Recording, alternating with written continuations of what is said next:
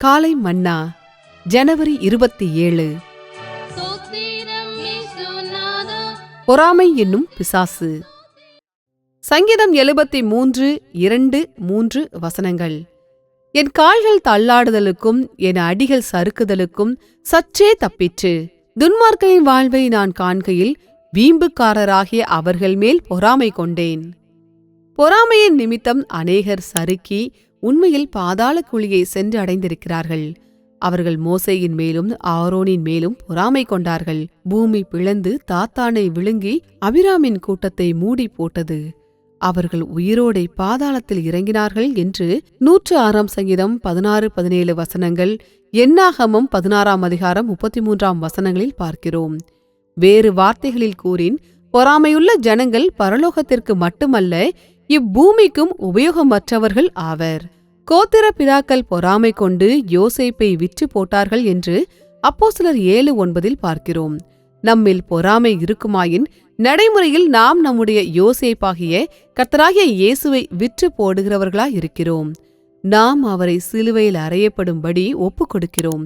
பொறாமையினாலே பிரதான ஆசாரியர்கள் அவரை ஒப்புக் கொடுத்தார்கள் என்று மார்க்கு 15:9 பார்க்கிறோம். விசுவாசியாத யூதர்கள் பொறாமை கொண்டு கூட்டம் கூடி பட்டணத்தில் அமளி உண்டாக்கினார்கள் என்று அப்போஸ்தலர் 17:5 பார்க்கிறோம். நாம் பொறாமை கொள்ளுவோமாயின் நாம் தேவனுடைய கிரியையை அழித்து கலகம் உண்டு பண்ணுகிறவர்களாக மாறிவிடுகிறோம். நாம் நம்முடைய விசுவாசத்தை இழந்தவர்களாய் இருப்பதுடன் மற்றவருடைய விசுவாசத்தை அழிக்கவும் பிரயாசப்படுவோம். ஆனால் கர்த்தராகிய இயேசு பின்வைத்து சென்ற நல்ல மாதிரியை கவனித்து பாருங்கள். என்னை விசுவாசிக்கிறவன் நான் செய்கிற கிரியைகளை தானும் செய்வான், இவைகளை பார்க்கிலும் பெரிய கிரியைகளையும் செய்வான் என்று யோவான் 14:12 பார்க்கிறோம். கர்த்தராகிய இயேசு தம்முடைய சீசர்கள் தம்மை விட அதிகமாக பிரயோஜனம் உள்ளவர்களாக இருக்க வேண்டும் என்றும் தாம் செய்த கிரியைகளை காட்டிலும் பெரிய கிரியைகளை செய்ய வேண்டுமென்றும் விரும்பினார்.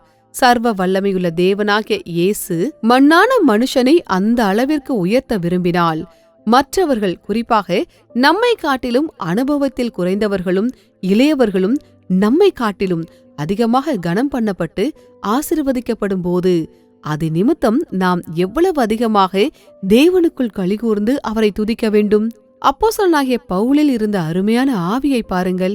அவர், அதாவது கர்த்தராகிய இயேசு கிறிஸ்து மூலமாய் உங்களுக்கு அளிக்கப்பட்ட தேவ கிருபைக்காக நான் உங்களை குறித்து எப்பொழுதும் என் தேவனை ஸ்தோத்தரிக்கிறேன் என்று 1 கொரிந்தியர் 1:6 பார்க்கிறோம். நாம் பெற்றுக்கொண்ட கிருபைக்காக நம் தேவனுக்கு நன்றி செலுத்துவது எளிது. ஆனால் மற்றவர்களுக்கு அருளப்பட்ட கிருபைக்காக எப்பொழுதும் தேவனுக்கு ஸ்தோத்திரம் செலுத்துவதற்கு நமக்கு பெரிதான கிருபையும் தாழ்மையும் அவசியமாகும். அருமையான தேவ பிள்ளையே, அருவருக்கப்படத்தக்க பொல்லாத பொறாமையின் ஆவி உன்னுடைய ஆவியில் கிரியை செய்கிறதா என்று உன்னை நீயே ஆராய்ந்து பார்த்துக் கொள்வாயாக. கர்த்தர் உங்களை ஆசீர்வதிப்பாராக. Morning Manna, January 27th, 2026.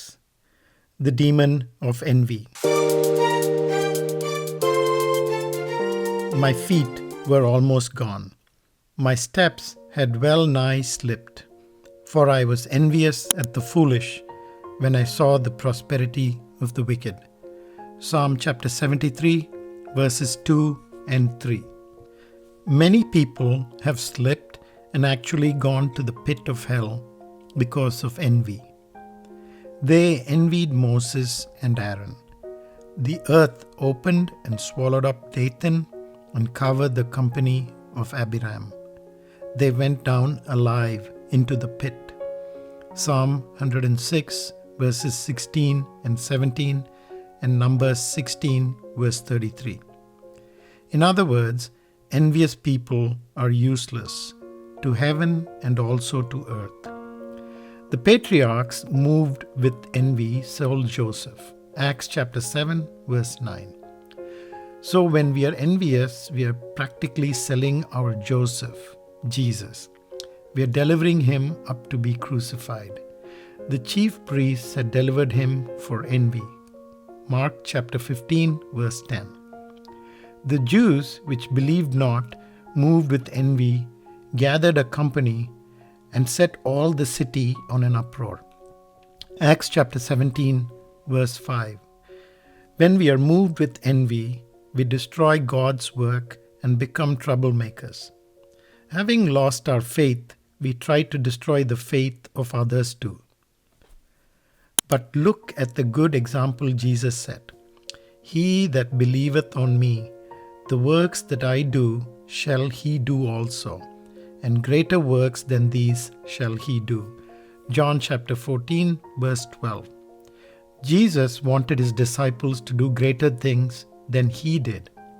If Jesus, the Almighty God, wanted to raise the man he had created from the dust to such a level, how much we must rejoice and praise God when others, particularly our juniors, are respected or blessed more than us. Look at the beautiful spirit of St. Paul. I thank my God always on your behalf for the grace of God which is given you by Jesus Christ. 1 Corinthians chapter 1, verse 4.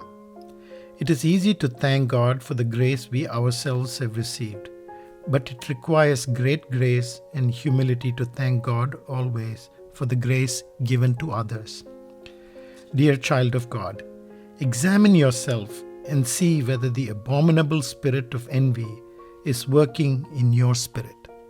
May God bless you.